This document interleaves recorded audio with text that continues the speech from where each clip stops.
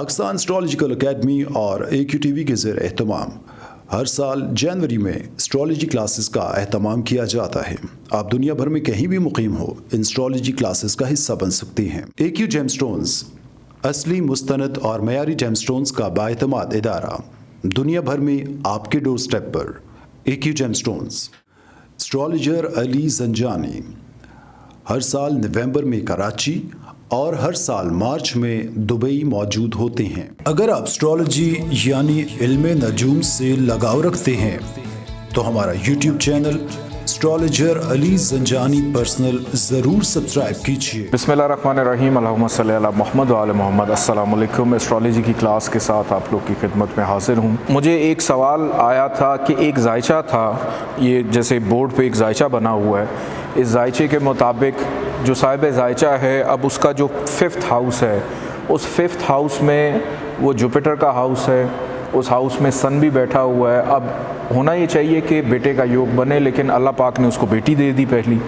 ये क्यों हुआ, किस वजह से हुआ कि जायचे में कोई भी ऐसा सियारा 5वें घर पे नज़र नहीं डाल रहा था, जिसकी वजह से कोई, जिसको हम फीमेल प्लानट कहते हैं, उसकी कोई नज़र नहीं थी, ना मून की, ना वीनस की, ना मरकरी का कोई कॉम्बिनेशन था किसी के साथ। तो उसमें निकाह का जायचा देखना बड़ा इम्पॉर्टेंट होता है कि निकाह का जो जायचा है वो भी बहुत ज़्यादा मैटर करता है कि जिस वक्त हस्बैंड वाइफ दोनों ने बंधन का आगाज़ किया है, उस वक्त के निकाह के जायचे में 5th हाउस क्या चीज़ रिप्रेजेंट कर रहा है। प्लस कहीं ऐसा तो नहीं कि ट्रांजिट के अंदर कोई फीमेल प्लैनेट 5th हाउस से गुज़र रहा है और उसकी साथ दशा भी चल रही है कि जिस दौरान आप अपनी फैमिली प्लानिंग कर रहे हैं, ख्वाहिश आपकी बेटे की है, अल्लाह पाक बेटा बेटी सब दोनों बराबर होते हैं, तो अगर प्लानिंग है तो फिर उस टाइम पे करें जिस वक्त मेल प्लैनेट की दशा चल रही हो, सन की, मार्स की, जुपिटर की, इनकी दशा चल रही हो, तो उस टाइम पे आप देखें कि कौन सा प्लैनेट ऐसा ट्रांजिट कर रहा है या नज़र डाल रहा है ट्रांजिट के अंदर। ये देखना बहुत ज़्यादा ज़रूरी होता है। अब इसके बाद एक और सवाल भी मेरे पास आया था कि ये जो निकाह का जायचा है, ये नसीम हैदर साहब ने किया था कि इसको हम कब रीड करना सीखेंगे। हम लोग जो एस्ट्रोलॉजी सीख रहे हैं, जैसे हर इंसान का, हर शख्स का पैदाइशी जायचा बनता है, इसी तरह निकाह का जायचा भी होता है कि जिस डेट पे निकाह हो रहा है, जिस टाइम पे निकाह हो रहा है, जिस सिटी में निकाह हो रहा है, उस वक्त का जायचा बना के उसी तरह से उसको रीड किया जाता है जिस तरह से बाय बर्थ आप उसको रीड करते हैं। आगे चल के इंशाल्लाह मैं कोई एक लेक्चर कर दूंगा इसके ऊपर कि कौन सा असेंडेंट हो, उसमें जो रिलेशनशिप है वो बड़ा स्ट्रांग होता है। समटाइम्स ये भी देखा गया है कि एक अच्छे निकाह के वक्त का जो जायचा होता है कि हम कोई ऐसा असेंडेंट निकालें जिसमें मियाँ बीवी, हस्बैंड वाइफ का रिलेशन, औलाद का सुख, घर का सुख, हर चीज़ का सुख उसमें देख के ऐसा जायचा बना। लेकिन वही सेम जायचा आपके बिज़नेस करियर पे एप्लीकेबल नहीं होता, उसके लिए फिर आपको डिफरेंट असेंडेंट देखना होता है कि ऐसा असेंडेंट देखना होता है जिसके अंदर आपका कस्टमर, आपको मिलने वाला, आपने मार्केटिंग करनी है, जो भी करना है,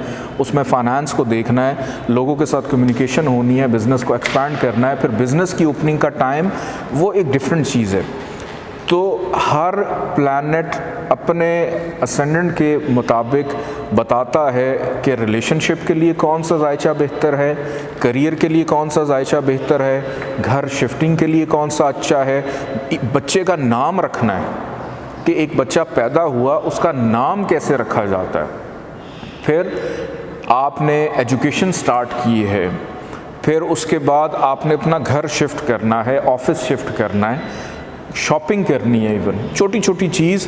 अब ये चीज़ तो मालूम हो चुकी है कि एस्ट्रोलॉजी के अंदर डेप्थ बहुत ज़्यादा है हर चीज़ के हवाले से, लेकिन देखने की नज़र होनी चाहिए कि किस तरह से उसको तो मेरा ये काम है कि मैंने आपको उस गाड़ी को चलाना सिखा देना है, उसको ड्राइव जो है वो आपने अपने, जो आतिश मिजाज वाला होगा ऑब्वियसली वो तो 110 से नीचे नहीं आएगा, जो वाटर साइन वाले होंगे वो गाड़ी ठंडे मिजाज से चलाएंगे, ठीक है, जो मिले जुले साइन वाले होंगे, हवाई साइन वाले, वो भी हवा के घोड़े पर सवार रहेंगे, कभी तेज़ चला ली, कभी कम चला ली। तो इसी तरह हर इंसान जैसे मुख्तलिफ मिजाज रखता है, इसी तरह जो बर्थ चार्ट है वो भी अपने असेंडेंट के लॉर्ड के मुताबिक, लॉर्ड मतलब ये लगन का जो मालिक से आ रहा है उसके मुताबिक डिफरेंट बिहेवियर रखता है। तो सवालात अपने ऑन टाइम भेजा करें ताकि मैं आपसे माजरत ना कर सकूं, ये चीज़ मुझे अच्छी नहीं लगती। आज हम लोगों ने पढ़ना है कि proper way to use gemstone by birth chart. ये बड़ा इम्पॉर्टेंट टॉपिक है। किसी भी डॉक्टर के पास जब इंसान जाता है ये सोच कर जाता है कि ये डॉक्टर हमें दवाई देगा, तसल्ली नहीं देगा, दवाई देगा, हमारा इलाज करेगा। तो एस्ट्रोलॉजी के अंदर भी आप लोगों के पास कोई भी शख्स आता है, अपना जायचा बनवाता है, वो इस नीयत से आएगा कि हमें वैदिक एस्ट्रोलॉजी, मतलब क्या था इसका, रास्ता दिखाने वाला इल्म। तो आपने लोगों को गाइड करने के साथ साथ उनका इलाज यानी रेमेडीज़ के थ्रू उनका इलाज भी करना होता है। अगर कोई प्लैनेट वीक है उसको स्ट्रॉन्ग करना है, कोई प्लैनेट ख़राब है उसको आप स्ट्रॉन्ग नहीं कर सकते, उसके लिए अब आप लोग को मालूम है कि आप उसकी रेमेडीज़ करते हैं, सदक़ात करते हैं। तो कोई भी शख्स अगर आपके पास आए तो उसके अंदर एस्ट्रोलॉजी में जेमस्टोन्स का बहुत ज़्यादा अमल दखल होता है कि ये आपकी बॉडी तक पहुंचने वाली उन वेव्स को स्टोन्स ट्रांसमीटर की तरह आपकी बॉडी के ऑरा में ट्रांसफ़र करते हैं। अगर कोई कमी है, कोई खामी है, डिग्री वाइज को प्लैनेट वीक है, कमज़ोर है, उसको बूस्ट करने के लिए स्टोन पहना जाता है। मुतअद्दिद बार मैं आप लोगों को ये बता चुका हूँ कि अब अगर आपके जायचे में कोई एक प्लैनेट ख़राब है, लेट्स सपोज़ मरकरी, अब मरकरी को ताकत देनी है हमने ग्रीन कलर से, क्योंकि उसके साथ मंसूब है ग्रीन कलर। अब green colour all the time आप कैरी नहीं कर सकते, पहन नहीं सकते। कितना ग्रीन कलर पहन लेंगे, लोग कहेंगे पता नहीं को मलंग है, किसी दरबार पे बैठता है। तो आप all the time green colour नहीं पहन सकते या all the time green colour का इंटेक नहीं कर सकते। तो कोई ऐसी चीज़ होनी चाहिए जो आपके साथ, आपके बॉडी के साथ हर वक्त अटैच रहे। तो उसका सिंपल वे ये होता है कि जेमस्टोन्स को पहनाया जाता है कि वो नगीना, वो जवाहरात, वो मादनियात जिनका ताल्लुक़ उन स्पेसिफ़िक प्लैनेट्स के साथ हो और वो एज अ ट्रांसमीटर काम करते हुए आपकी बॉडी के अंदर उन वेव्स को पास करते रहें कि आप अपने रोज़मर्रा के काम कर रहे हैं और वो अपना काम कर रहा है।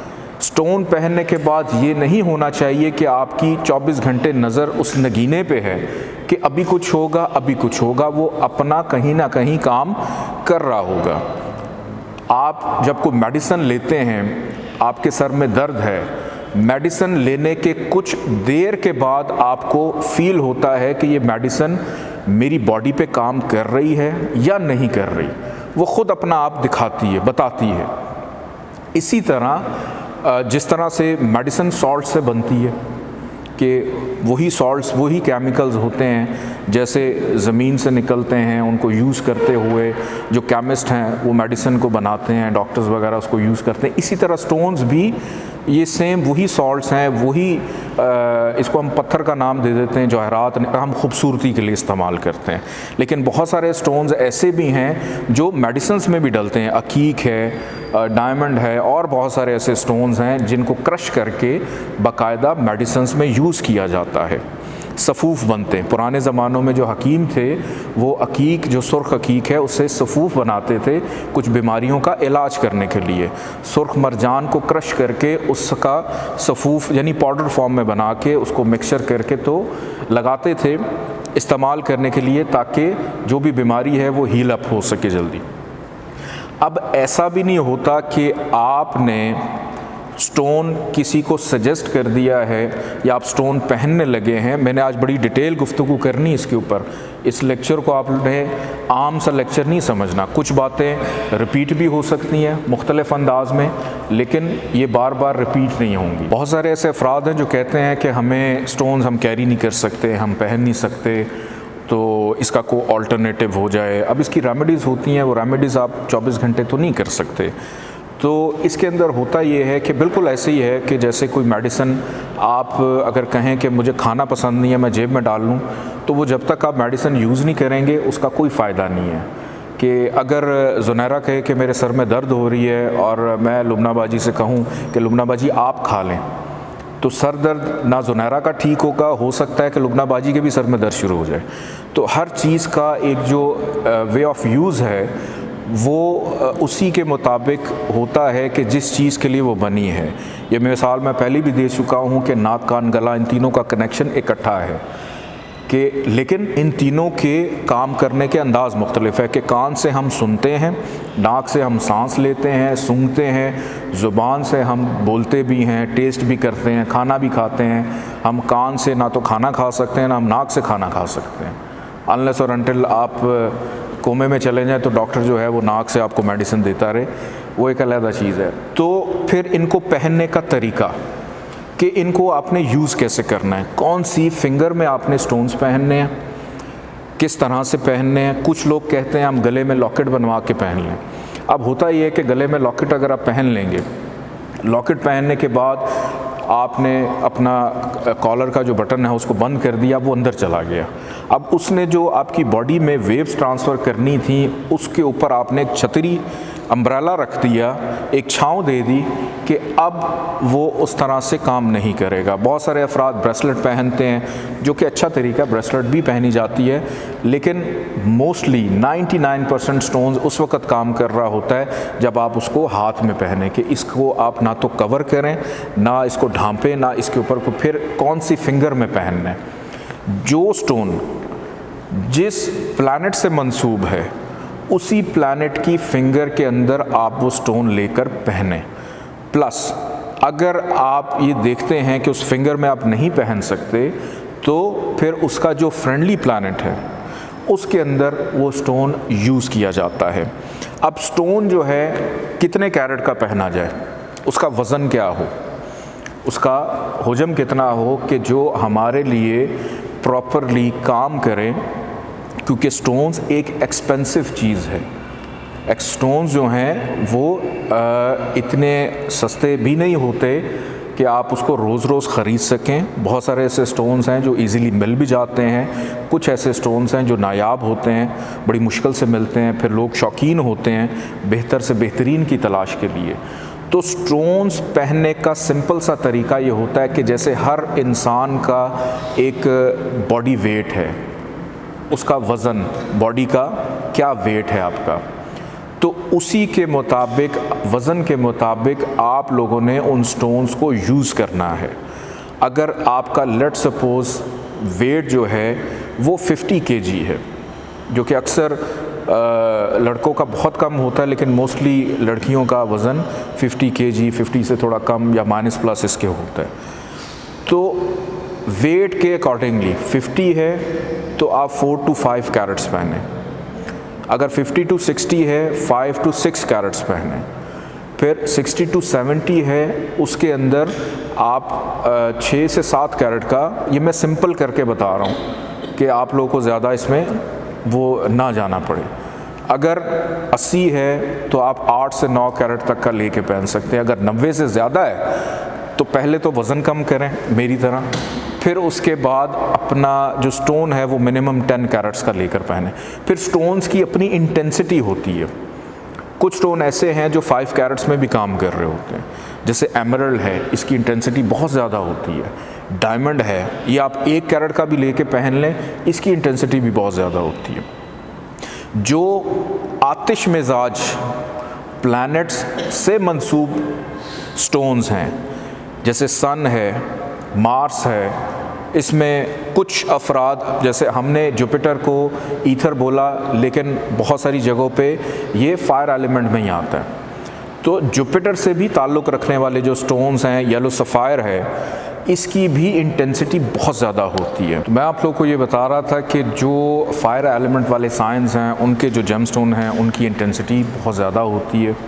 आप अगर उनके कम कैरेट्स भी यूज़ कर लें तो उसमें कोई हर्ज नहीं, या कोई भी स्टोन अगर आप उसके कैरेट्स कम भी ले लेते हैं तो वो कहीं ना कहीं किसी न किसी अंदाज़ में काम कर रहे होते हैं।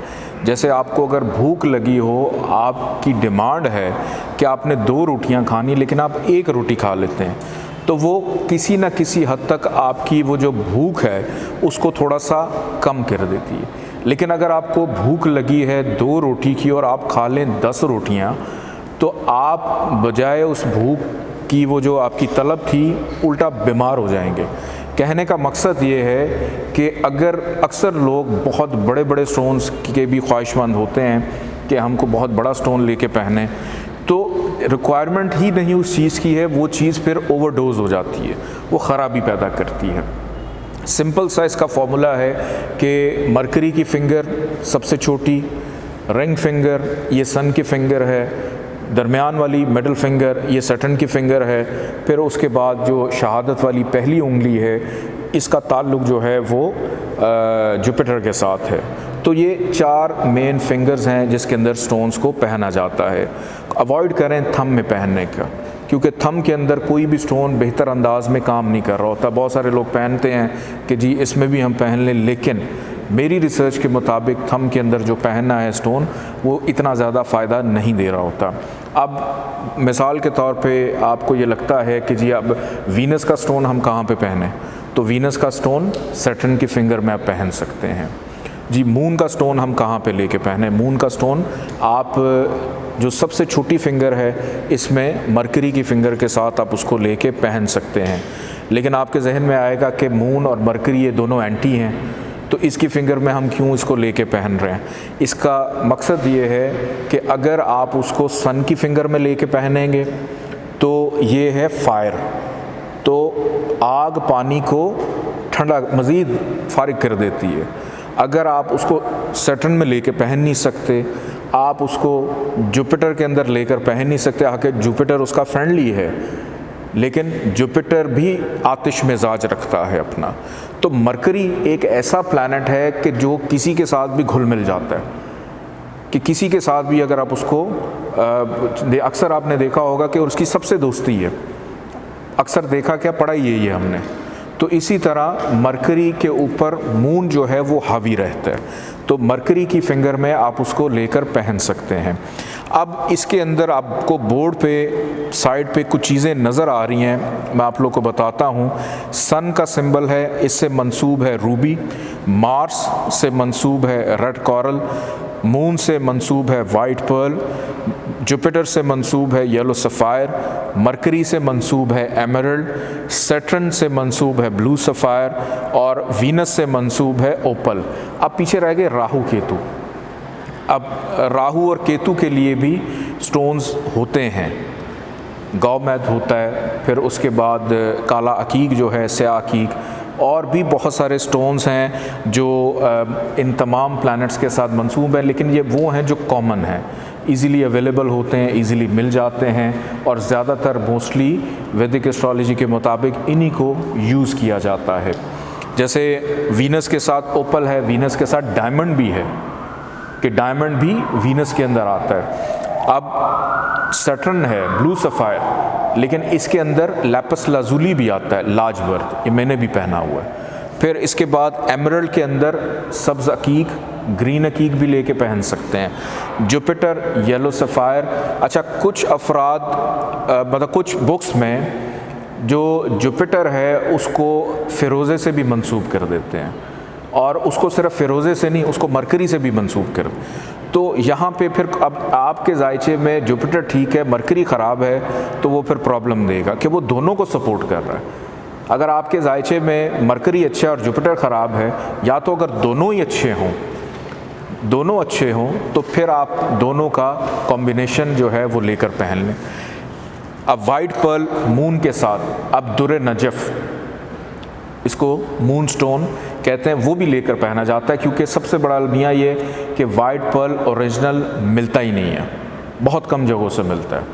फिर उसके बाद red coral, red coral Mars का स्टोन है, सुर्ख अकीक भी पहना जाता है इसके साथ। और एक गार्नेट है वो भी इसी के साथ है, फिर एक अनारी याकूत है, मैं उसको मानता ही नहीं हूँ क्योंकि वो ब्लोर यानी शीशा होता है। तो मोस्टली लोग अक्सर आपको मज़ारों पे बहुत सारी जगहों पे ये स्टोन अवेलेबल मिलेगा और लोग बड़े शौक़ से उसको याकूत समझ के पहन लेते हैं, लेकिन वो एक्चुअली शीशा होता है, ग्लास होता है। अब रूबी जो है, रूबी का ताल्लुक़ है सन के साथ, और इसके साथ कुछ अफराद येलो अकीक भी पहनते हैं और कुछ अफराद जुपिटर के साथ भी येलो अकीक को तजवीज़ कर देते हैं। तो यहाँ पे फिर कॉन्फ्लिक्ट आ जाता है उसका। तो बेहतर है कि वो स्टोन्स पहने जाएं जिसके साथ कोई कॉन्फ्लिक्ट नहीं है, जिसने बस एक ही प्लानट को कंट्रोल करना है जिसकी ज़रूरत है। राहु केतु के कभी भी स्टोन्स तजवीज़ ना आपने करने हैं, बहुत ही को रेयर केस होगा जिसके अंदर बस हो जाए, अदरवाइज़ मोस्टली राहु केतु ख़राबियाँ ही देते हैं। कोई एक्सपर्ट ओपिनियन आपका हो तो फिर आप उनके स्टोन्स को पहनाएं या उसको तजवीज़ करें। इसके बाद अब जायचे में ऑलमोस्ट आप लोगों को पता चल चुका है कि एक स्टोन कैसे पहना जाता है। आप सबका जायचा होगा, आप सबके जायचे का कोई ना कोई असेंडेंट होगा। असेंडेंट के मुताबिक आपकी जो प्लानिटरी पोजीशन है वो जायचे में कहीं ना कहीं पे प्लैनेट्स भी मौजूद होंगे। अब आपने ये देखना है कि मेन इशू क्या है, प्रॉब्लम क्या है, उस प्रॉब्लम को कैसे हमने बेहतर करने के लिए स्टोन को तजवीज़ करना है, और अपने जहन में back of the mind good planets और बैड प्लैनेट्स वाली थ्योरी को भी जहन में रखना है। लेकिन बहुत सारे केसेस में ये देखा गया है जायचे में कि कुछ ऐसे एंटी प्लैनेट्स हैं जो केंद्र हाउस या मूल त्रिकोण का हाउस मिलने की वजह से वो पॉजिटिव हो जाते हैं, एवरेज हो जाते हैं, न्यूट्रल हो जाते हैं। तो ये चीज़ देखना भी बहुत ज़्यादा इम्पॉर्टेंट होता है। हर जायचे का जो पहला घर है असेंडेंट, हर जायचे का एरीज से लेके पाइसिस तक के जो 12 असेंडेंट्स हैं, उन 12 के 12 असेंडेंट्स का स्टोन पहना जा सकता है, उसका तजवीज़ किया जा सकता है, इस्तेमाल कर सकते हैं। फॉर एग्ज़ाम्पल एरीज असेंडेंट को हम ले लेते हैं कि पहला घर एरीज है, एरीज, टॉरस, जेमिनी, उसके बाद कैंसर, लियो, वर्गो, लिब्रा, स्कॉर्पियो। अब एरीज असेंडेंट का लॉर्ड जो है वो भी मार्स है और एक नहस घर का लॉर्ड भी मार्स है। तो यहाँ पे कन्फ्यूजन ये पैदा हो जाती है कि अगर हम इसको एक्टिव करते हैं तो उसके साथ कहीं ना कहीं 8वां घर भी हमारा एक्टिव हो रहा है, क्योंकि उसका लॉर्ड प्लैनेट जो है वो भी मार्स है। तो यहाँ पे एक चीज़ मैं आपको वाज़े करता चलूँ ताकि इन फ्यूचर को कन्फ्यूजन ना रहे। कोई भी ऐसा जायचा यानी बर्थ चार्ट कि वो असेंडेंट का लॉर्ड है और उसके पास कोई नहस घर भी है। अब अगर हम स्कॉर्पियो को असेंडेंट में रख दें तो ऑटोमेटिकली मार्स जो है वो कहाँ चला जाएगा, 6th हाउस एरीज के पास आ जाएगा। तो अब स्कॉर्पियो असेंडेंट के अंदर 6ठा घर भी मार्स का है और असेंडेंट का तो वो मालिक है ही है। हमेशा उस प्लैनेट की ताकत ज़्यादा होती है जो लगन का प्लैनेट है, और लगन जो हाउस है हमेशा उसकी अफादियत ज़्यादा होती है। इसकी वजह क्या है? अब आप एक गाड़ी चला रहे हैं और आपको पता है कि मेरी गाड़ी में एक प्रॉब्लम है, आपको पता है, तो आप उस प्रॉब्लम को अपनी मर्ज़ी के या आपके पास वो कंट्रोल होगा कि आप उसको कंट्रोल कर सकते हैं। इसी तरह एरीज असेंडेंट के अंदर या कोई भी ऐसा असेंडेंट जिसके पास असेंडेंट भी है और कोई नहस घर भी है, तो हमेशा असेंडेंट की अफादियत, असेंडेंट की अहमियत वही काउंट होती है, वही ज़्यादा होती है। ये फ़िक्र नहीं करनी कि अगर मैं इसको एक्टिव करूं कि एरीज़ का जो लॉर्ड है वो जाकर 7th हाउस में बैठ गया तो मैंने इस बंदे की पर्सनालिटी को एक्टिव करना है, तो ये ना हो कि उसका 8वां घर भी एक्टिव हो जाए। नहीं, जब आप साहिब जायचा को एक्टिव कर देंगे तो फिर उसका कंट्रोल होगा कि उसने ख़राबियों को दुरुस्त इस्तेमाल, आपने उस चीज़ को बेहतर करना है। तो हर जायचे का जो असेंडेंट है उसका स्टोन लेकर पहना जा सकता है। एक सिर्फ सिचुएशन ऐसी होती है जिसमें असेंडेंट का स्टोन नहीं पहना जाता। फिर उसके सदक़े दिए जाते हैं। और वो ये है कि अगर असेंडेंट का लॉर्ड जायचे में हबूत का हो जाए, नीच का हो जाए, कि एक बंदा पैदाइशी तौर पे ही ख़राब पैदा हुआ है, मतलब प्लानट पैदा हुआ है, आप उसको मज़ीद ताकत दे के उसकी ख़राबी को एक्टिव कर देंगे, तो उस सूरत में आपने उसका स्टोन जो है वो तजवीज़ नहीं करना, चाहे कोई भी असेंडेंट हो या किसी भी हाउस का कोई लॉर्ड प्लैनेट जो है वो नीच का हो जाए, डिबिलिटेशन का, उसका स्टोन कभी भी आपने रेफ़र नहीं करना। अब एक कंडीशन ये भी होती है कि अब नीच का हो गया, ख़राब हो गया, लेकिन कम्बस्ट हो गया।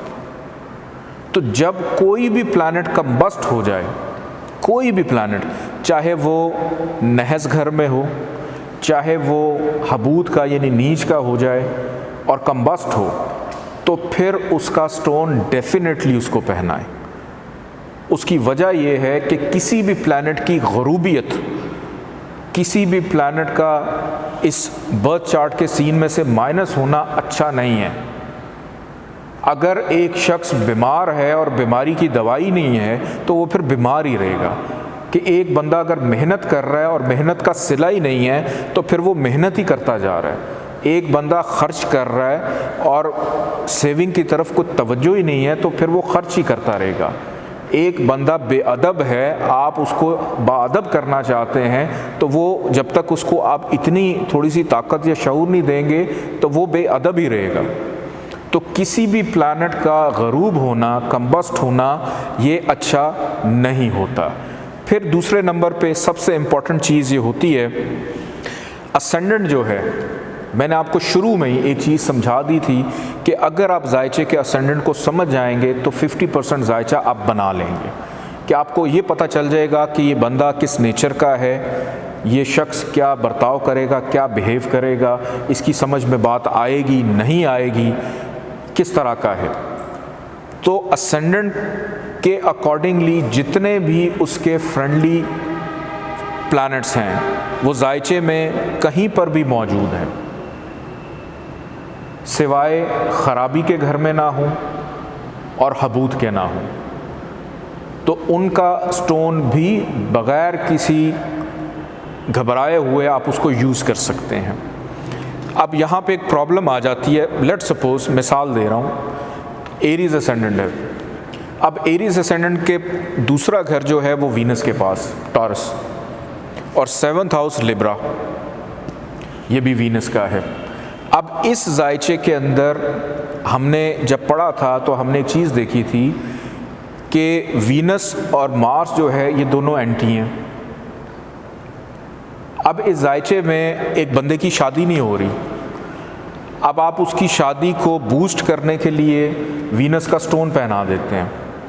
अब वीनस का स्टोन तो वो लेके पहन लेगा, लेकिन उसके साथ साथ वो एंटी होने की भी ख़राबी देगा।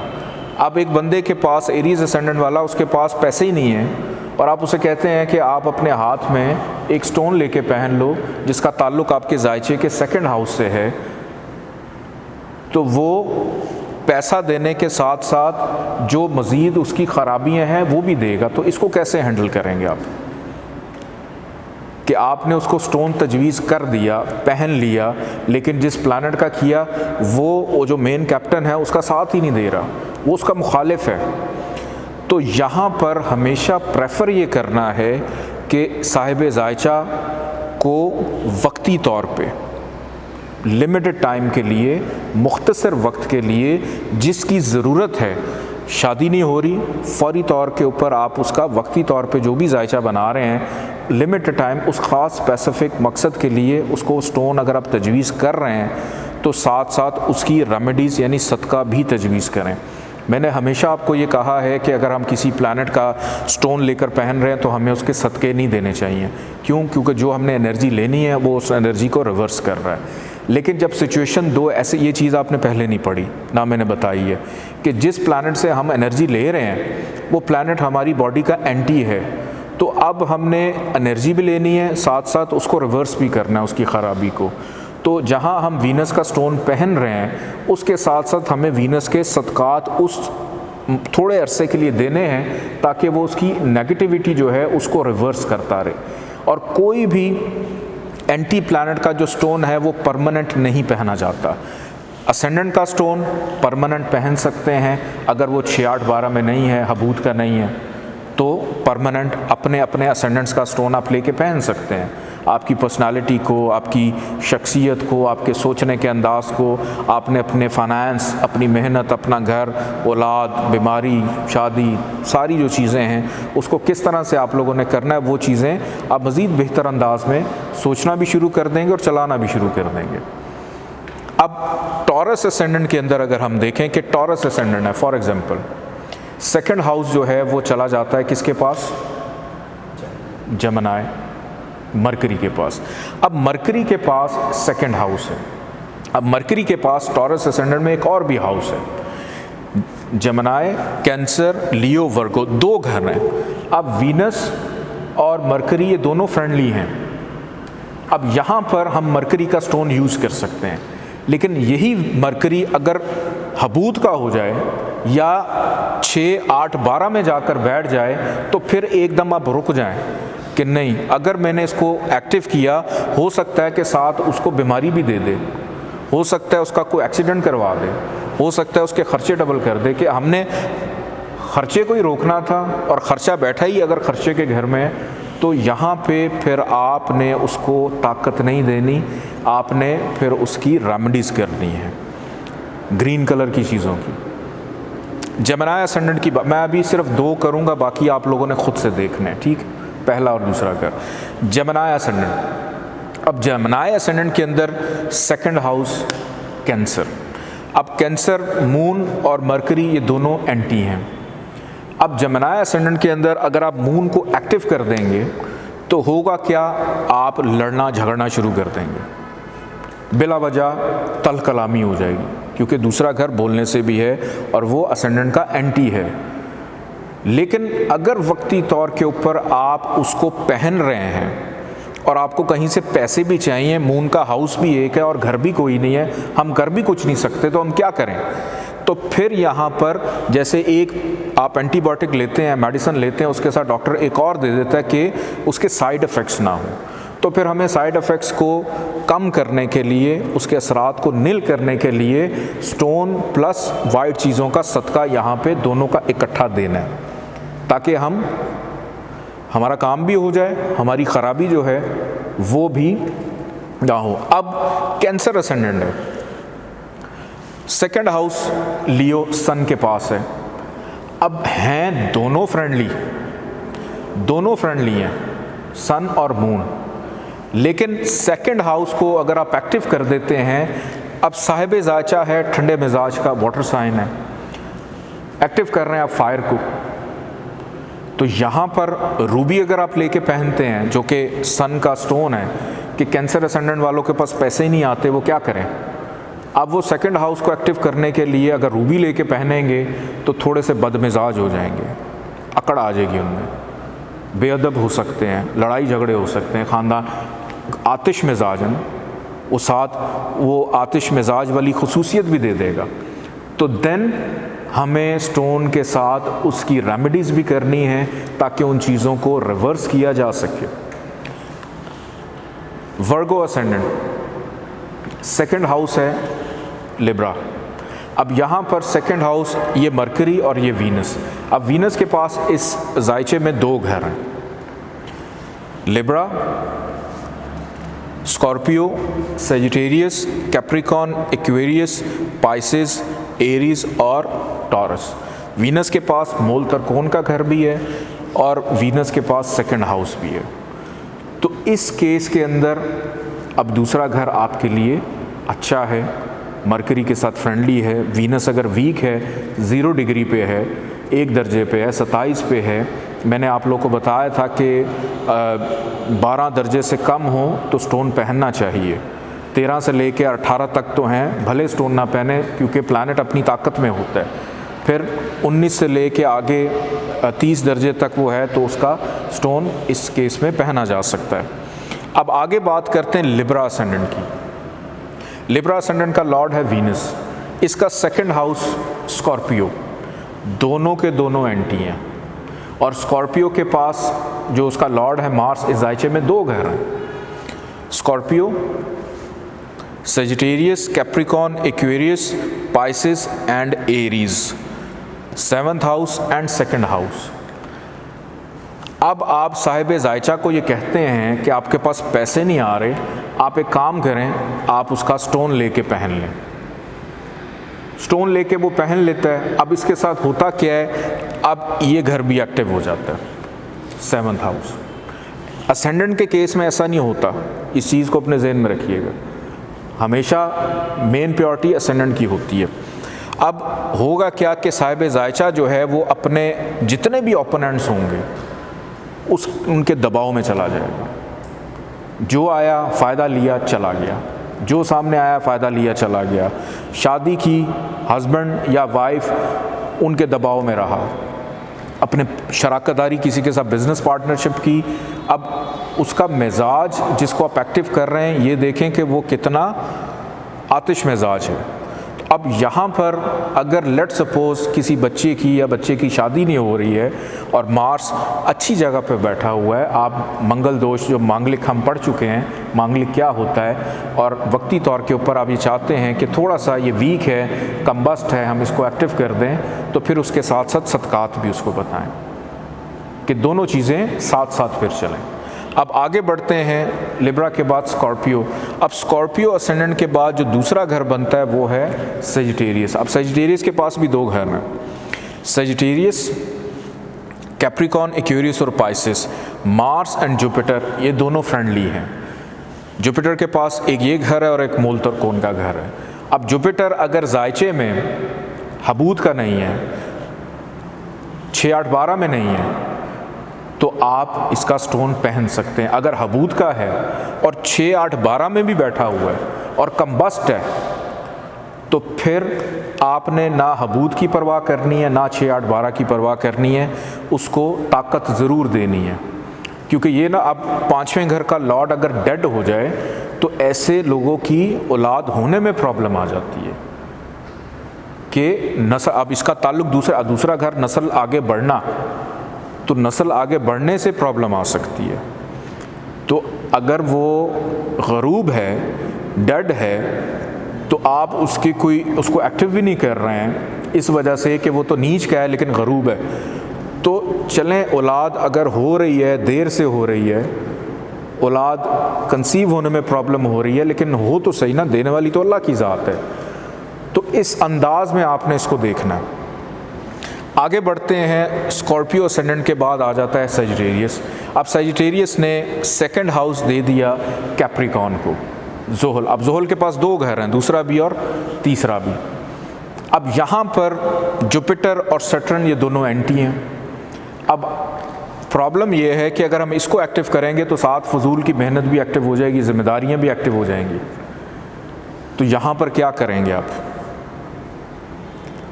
यहाँ पर एक तो किसी भी सूरत आप पहले स्टोन नहीं रिकमेंड करेंगे, किसी भी सूरत स्टोन रिकमेंड नहीं करेंगे। एक और चीज़ आपको बता देता हूँ, इंसान पैसे कैसे कमाता है? पैसे कैसे कमाता है? काम करता तो कमाता है ना। अब आपको पता है कि उसका खाना माल तो ठीक नहीं है, आप उसके करियर को बेहतर कर दें, उसके 10th हाउस को बेहतर कर दें। 10th हाउस का लॉर्ड अगर अच्छा है, जैसे सेजिटेरियस असेंडेंट के अंदर 10th हाउस जो है मरकरी के पास चला जाता है, आप 10th हाउस को बेहतर कर दें कि उसका काम, उसकी रोज़मर्रा की आमदन को अगर बेहतर कर सकते हैं, उसको बेहतर कर दें। अगर वो ख़ुद ठीक नहीं है, उसके को बच्चों में से कोई ऐसा बच्चा है, उससे रिलेटेड कोई चीज़, अनसर्टेन गेन 5th हाउस। फिर कारोबार का मुनाफा, एक जगह पे अपना जहन बंद नहीं करना कि जी अब मैं दूसरा घर एक्टिव करूंगा तो साथ ये प्रॉब्लम आ जाएगी।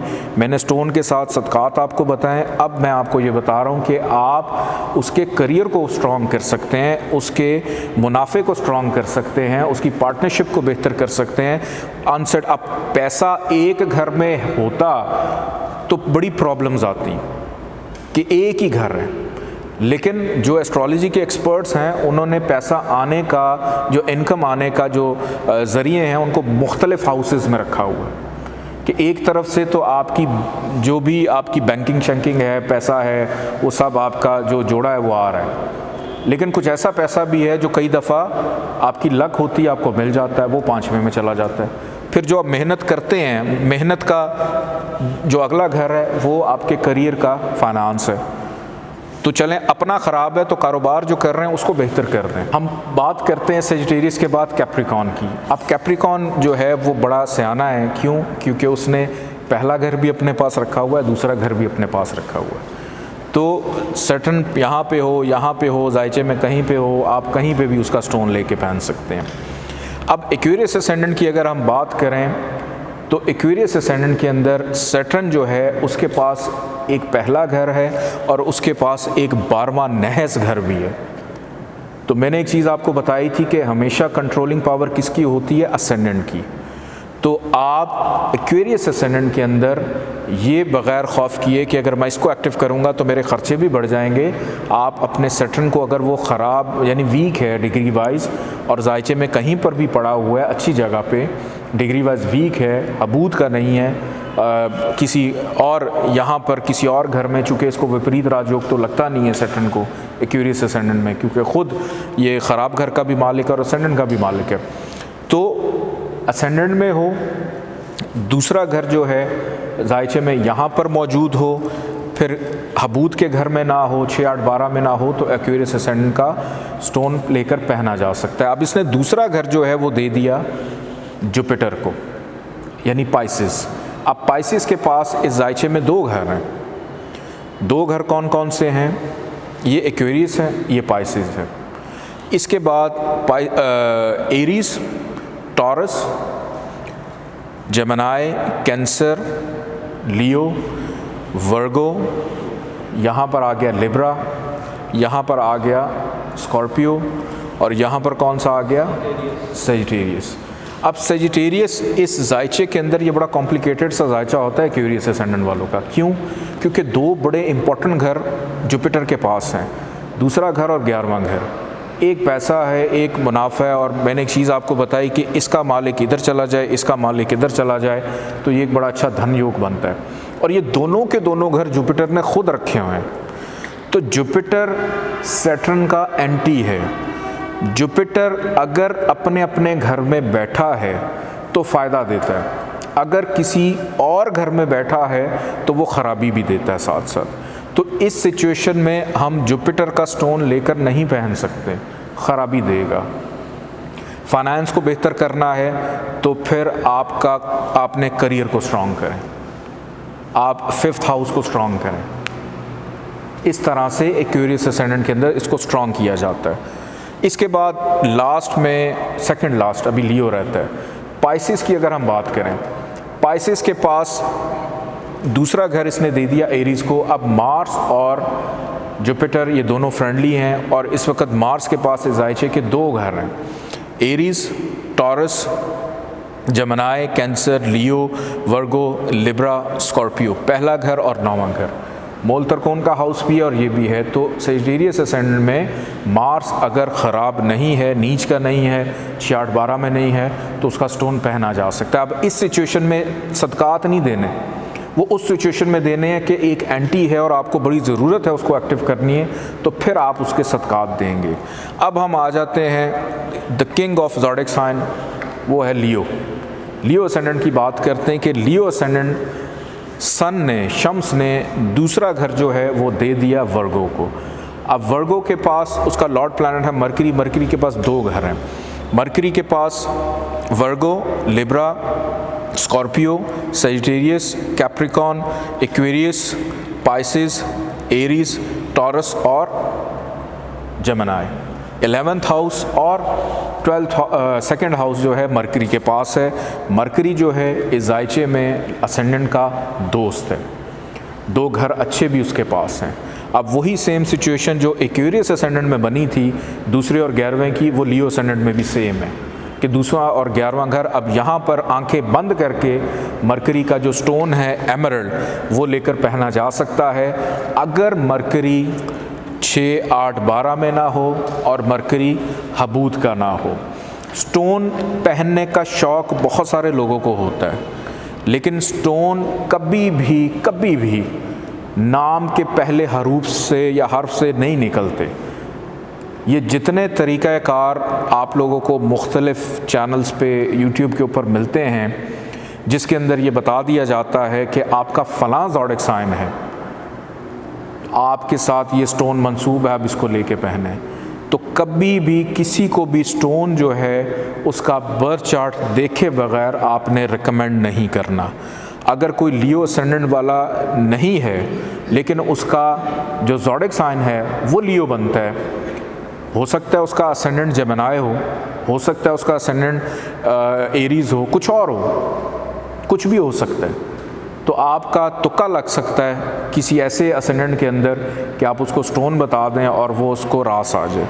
तो कभी भी आपने स्टोन जो है वो किसी के नाम के आदाद कैलकुलेट करके नहीं बताना, माँ का नाम कैलकुलेट करके नहीं बताना, और किसी के भी ज़ोडिक साइन को कैलकुलेट करके नहीं बताना। ये तरीक़ाकार गलत है, बिल्कुल गलत है, सरासर गलत है।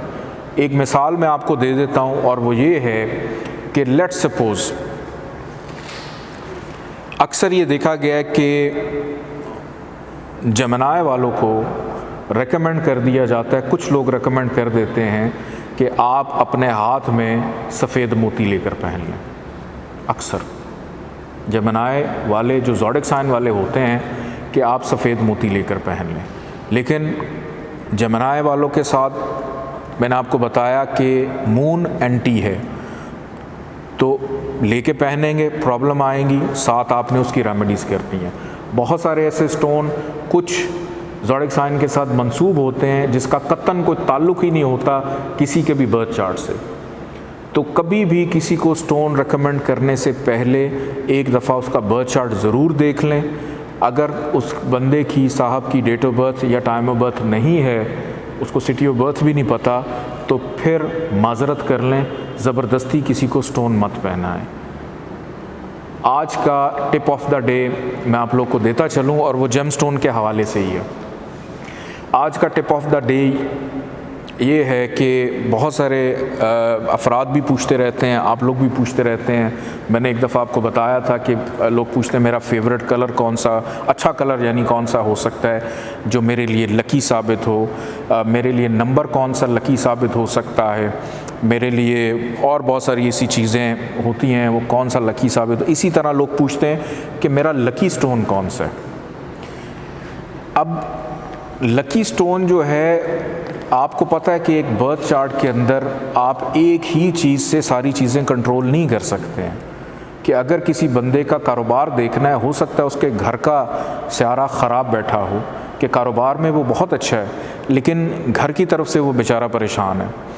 कारोबार में भी अच्छा है, अल्लाह ताला ने हर नेमत भी दी है, लेकिन औलाद की तरफ से परेशान है। अनपढ़ है, पढ़ा कुछ भी नहीं है, सब कुछ है लेकिन पढ़ाई नहीं कर सका कभी, सब कुछ है लेकिन सेहत ख़राब है। तो हमेशा स्टोन रेकमेंड करते वक्त आप लोगों ने जो भी असेंडेंट होगा, वो तो मैंने आपको बता चुका हूँ कि असेंडेंट का स्टोन आप पहन सकते हैं अनलेस और अनटिल वो 6-8-12 में या हबूत का ना हो, तो वो आप असेंडेंट का स्टोन हमेशा पहन सकते हैं। जिस तरह से आपके जायचे के अंदर जो भी आपके फ्रेंडली प्लैनेट्स होते हैं या जो भी आपके एवरेज प्लैनेट होते हैं जो न्यूट्रल होते हैं और वो ख़राब ना हो, उनका स्टोन जो है वो इस्तेमाल किया जा सकता है बग़ैर किसी परेशानी के।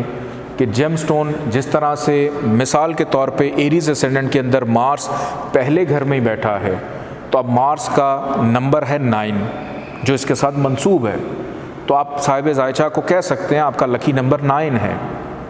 फिर मार्स से मंसूब है नंबर, कलर जो है वो रेड, कि रेड कलर आपके लिए बहुत अच्छा है।